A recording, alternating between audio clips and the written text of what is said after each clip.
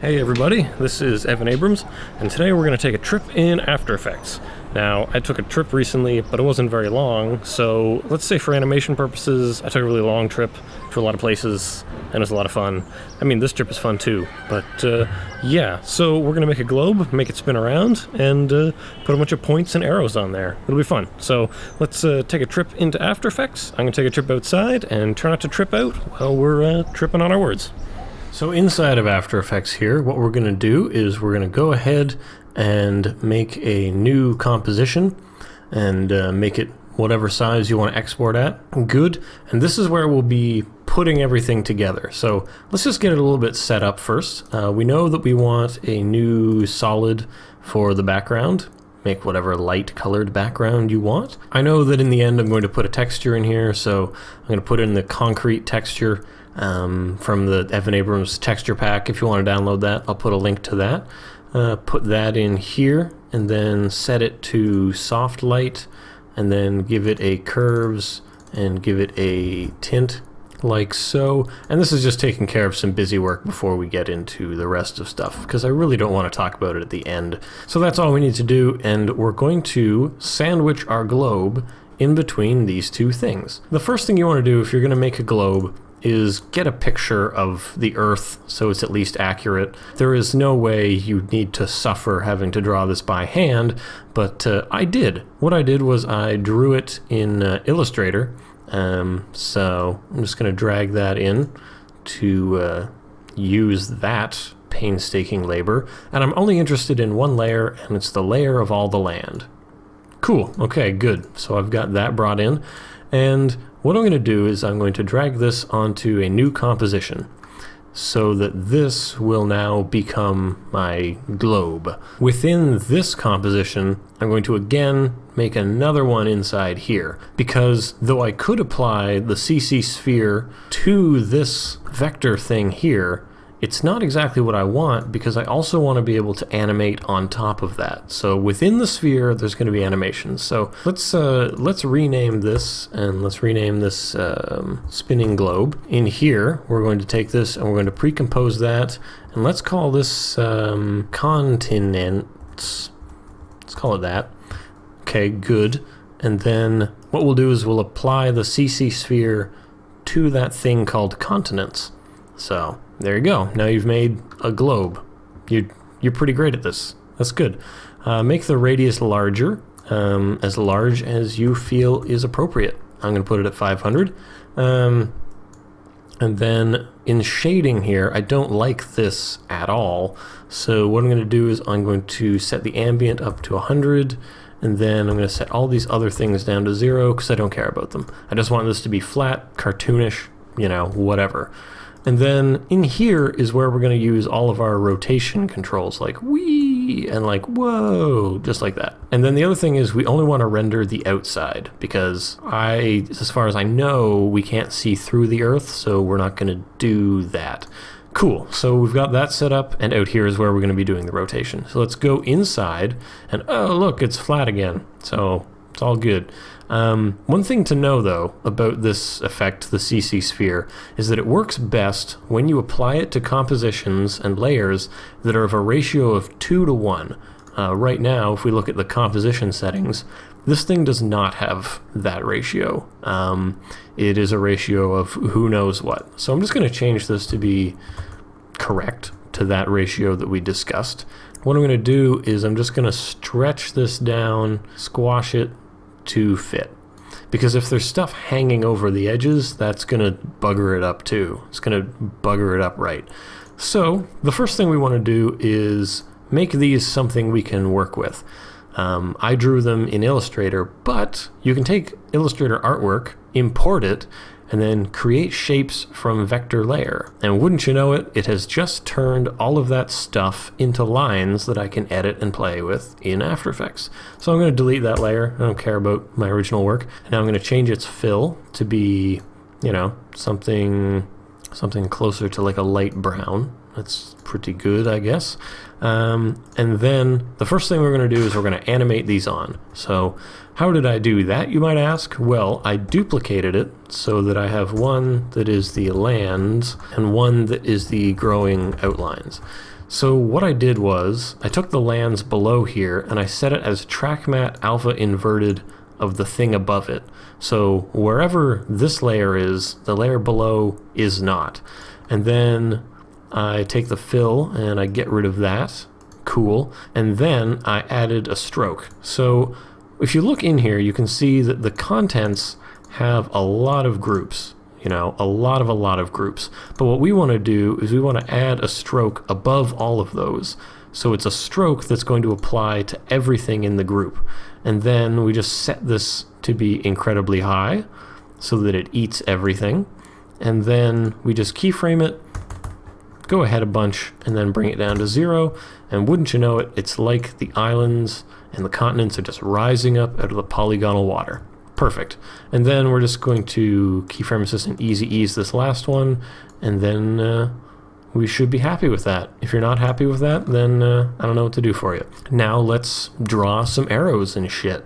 I do that with the path tool. So you're just going to take the pen and you're going to draw a path. So let's say we go from Canada or Southern Ontario, maybe that's New York State, I don't actually know. And then we're going to go to Australia.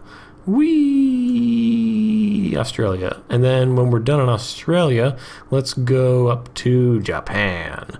And then when we're in Japan, let's say, Japan's boring, we're going to go to South Africa. And that's all good. So these lines are a bit thick for my liking, so take the stroke here, maybe put it down to something manageable that'll look good when we're still far away from it. That's all right.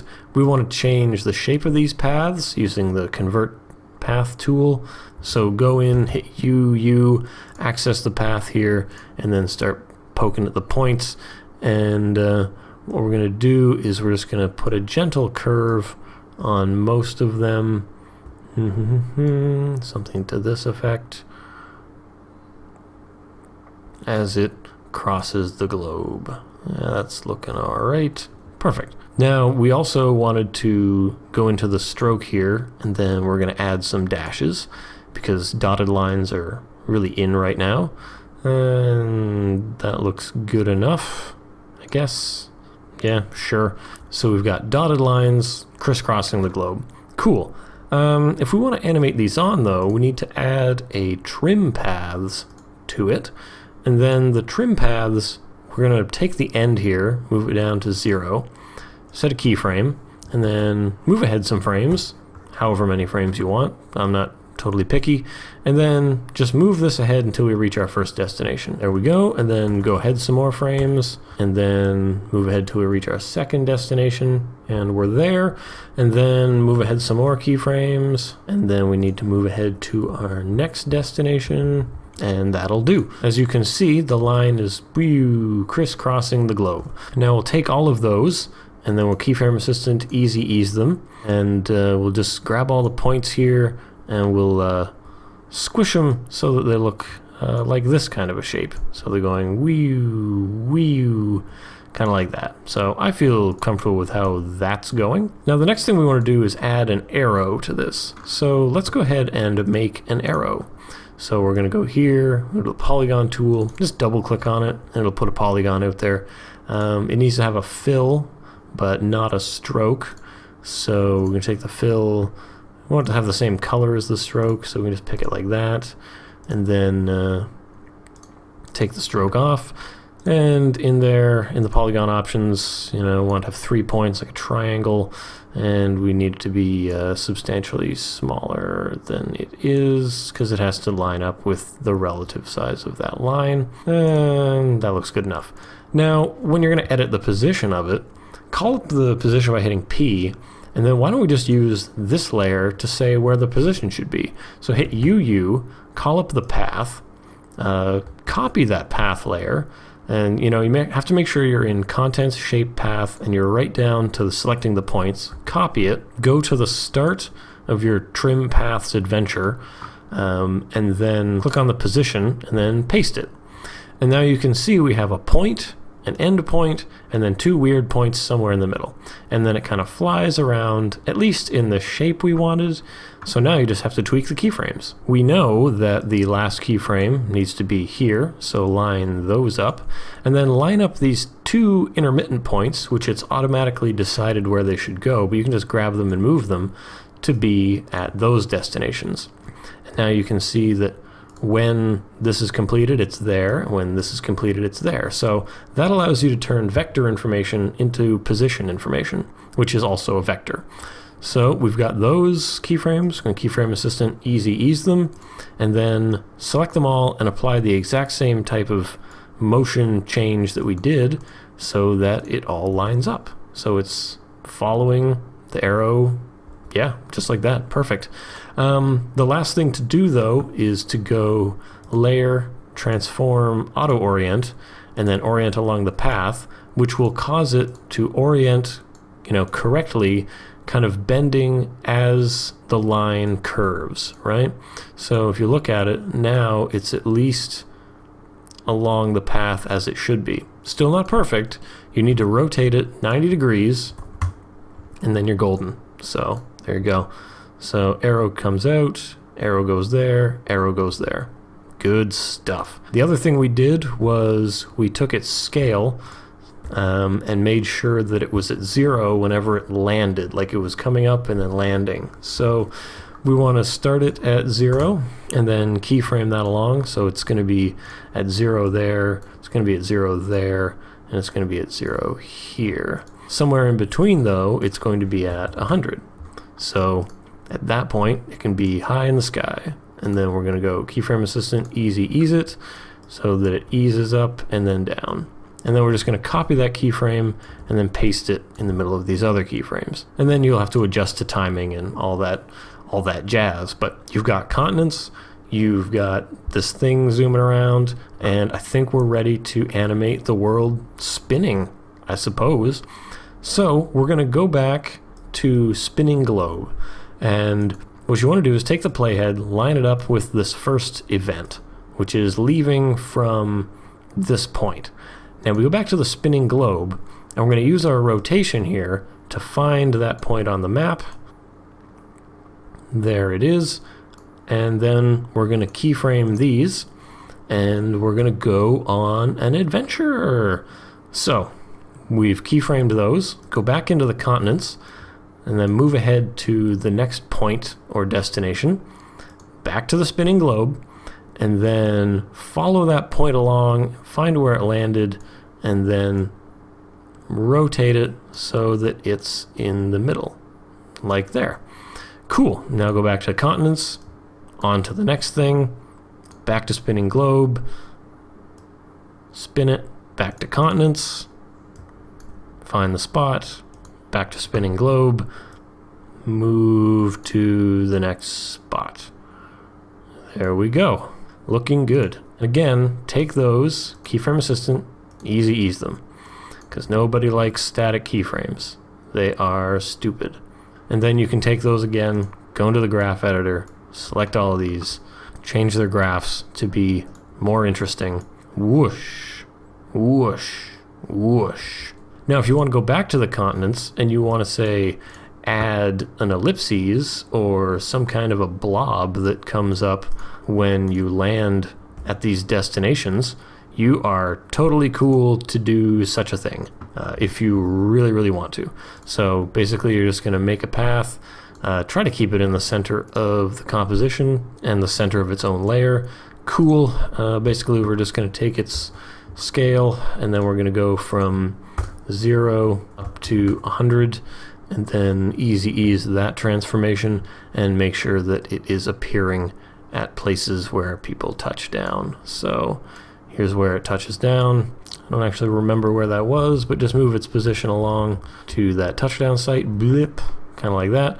And we want it to be on when that touchdown occurs. So it's coming in, blip, just like that. And then duplicate another one, move ahead so that it's on, and then move it to the right spot where touchdown occurs. Duplicate it again, move it ahead, la la la la la, and then move it on over to where touchdown So we've got arrows, we've got dots, we've got spinning. We're doing great. Let's go back to the first comp we made, grab the spinning globe, stick it down, and yeah, that's how it looks. Looks just like that right now. So it needs a bit more stuff. And what kind of stuff does it need? Well, it needs some water, and it also needs to separate the arrows from the continent layers so we can move those apart. How we do that is we have this layer we called spinning globe. I want you to duplicate that, and you're going to call it spinning arrows outside. Okay? Now go into spinning arrows outside, and what we want is basically continents. We want that thing, but with only the arrows. So go to continents, duplicate that, and call it arrows. So inside of continents, we don't need the arrows, so make those go away. Thank you. And then go into arrows, and we don't need the land, so make that go away. Cool, cool. So we've got basically two identical things, one that has the arrows information, one that has the continents information. So inside spinning arrows outside, continents, we don't want that. Hold down Alt, click arrows, drag it and replace.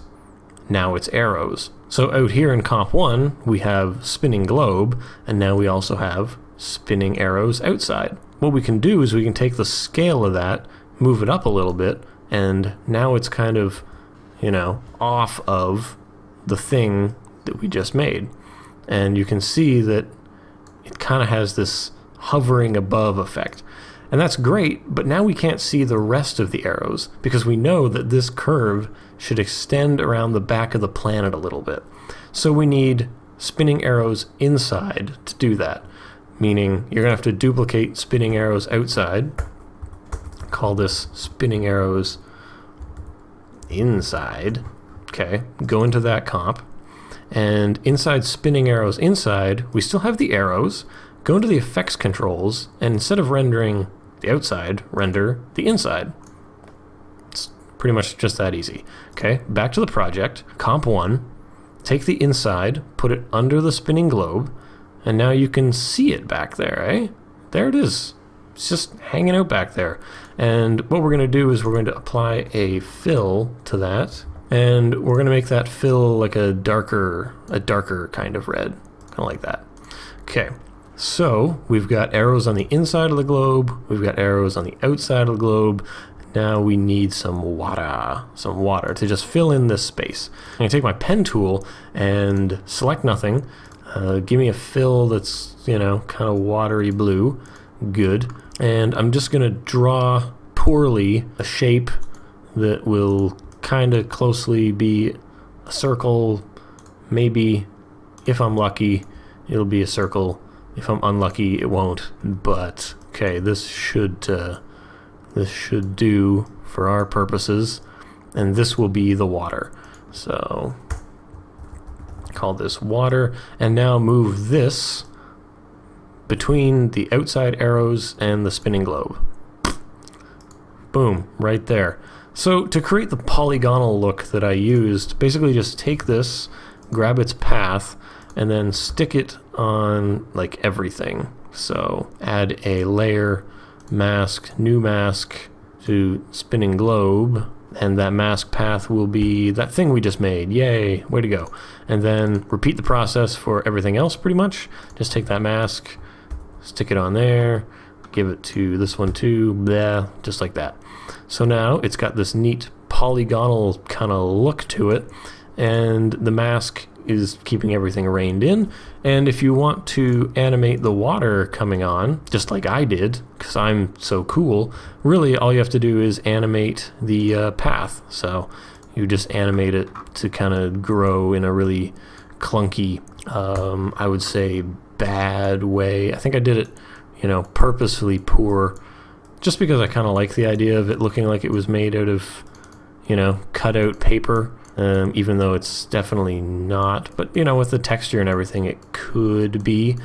But I think we are pretty much done, you know, you know, whatever, something like that. So you get the idea. Is you've got something that animates up, you've got continents that come on, and then you've got arrows that fly around and make dots. The last thing, I guess, to discuss is the idea of putting on drop shadows. So if you take your outside arrows and then you go layer, layer style, and then drop shadow, then you can apply these cool little drop shadows under there. And then with those, basically I just set them to normal, put them at 100%, put the spread up as high as it would go, that kind of thing. But you know, you don't have to. You can play this however you want. You can give it interesting colors. You know, do that to the put the drop shadow on all sorts of stuff. Like put it on there. You know, maybe not exactly like that. Maybe make it like a darker brown kind of thing. Boom. Like that. Perfect. And you're looking good. So this is how to make a kind of polygonal globe and then spin it around and then show a trip and then move those and then apply a texture to all of it, and it's great. So this has been Evan Abrams talking to you about making a globe in After Effects. I hope you enjoyed it. I hope you have fun with the CC sphere. Comment, rate, subscribe, and if you come back here next week, I promise there'll be another tutorial for you. I do a new one every week. If you have any questions, let me know in the comments. Get involved on the Facebook, tweet things at me on Twitter. I try to share things that are inspiring or interesting to motion graphic designers on there. And thanks for watching, and I'll see you around the internet.